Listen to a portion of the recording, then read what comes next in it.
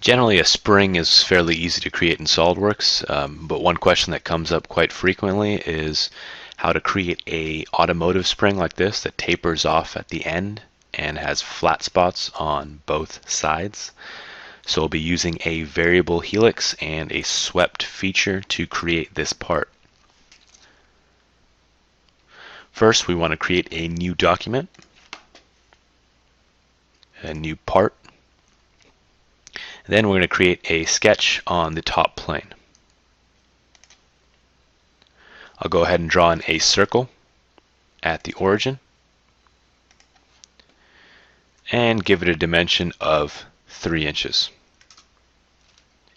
The helix feature in SOLIDWORKS is going to use this circle as a reference. One thing to keep in mind when setting this diameter is where you're going to place the profile.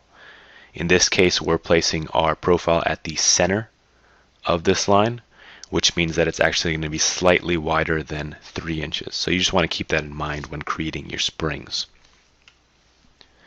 Next, we'll come into the Features tab, go into Curves, and choose Helix Spiral. By default, this is set to constant pitch.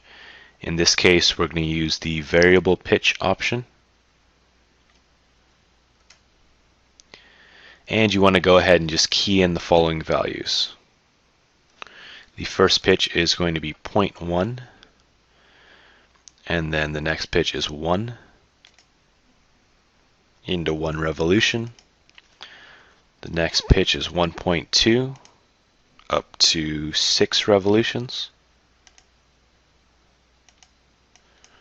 The next is 1 inch pitch and up to the 7th revolution. And lastly, we'll set this at 0.1 up to the 8th revolution. And this will make us a symmetrical spring. We also have the option of modifying the diameter, but we'll go ahead and leave that as we want a constant diameter in this case. You also want to note that when you're creating a spring like this, you'll probably have to play around with these values. I had to play around with a few values for the pitch and the revolutions to get it just right. So we'll go ahead and create that helix with that start angle of 0 degrees. And now we want to create the profile for the sweep. And we'll do that on the right plane. I'll go ahead and sketch in a circle here.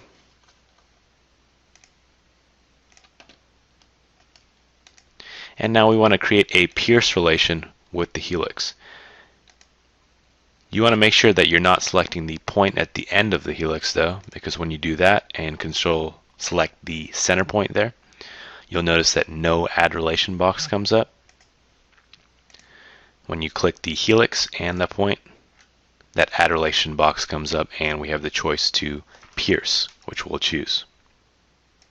Keep that in mind when working with curves, that you won't be able to select that endpoint to add relations, that you'll actually have to select the entire helix.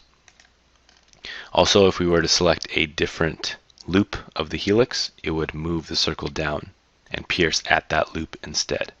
Lastly here, I just want to add a dimension to the circle. We'll set that at 1/2 inch. And then we'll exit the sketch.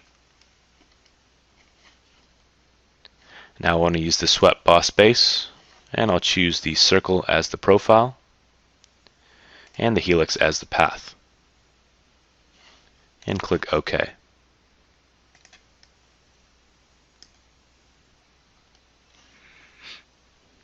Next, before I create the cuts on both sides, we want a reference to create a mirror plane.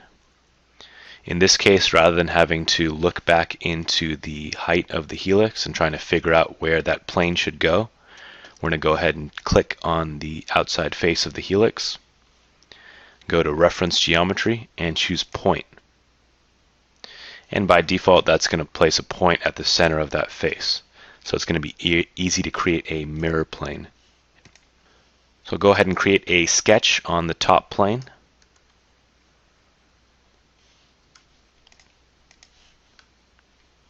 And I'll draw in a circle at the top. Doesn't matter how large. just needs to be larger than the helix itself. I'll go ahead and exit the sketch and create an extruded cut. And then we just want to flip the direction here. And I'm going to right click and choose through all and exit the feature. Lastly, we want to mirror this over to the other side. So I'll go ahead and choose the top plane, hold down Control on the keyboard here, click on the corner and drag that down. That'll create a parallel plane, and if we select that center point, it'll place it at the point and we have our mirror plane. Lastly here, we'll choose the mirror tool, choose that plane 1 as the mirror plane, and we'll choose that cut extrude as the feature to mirror. Now I'm just going to go ahead and hide out the point and the plane, and we'll apply an appearance to our coil spring here. We'll go into the Appearance tab, come into the Appearances here. In this case, we'll choose the Painted folder, and then the Car folder. And we'll go ahead and drag Gloss Red into the workspace here. And that'll apply to the entire part. So there we have our finished coil spring.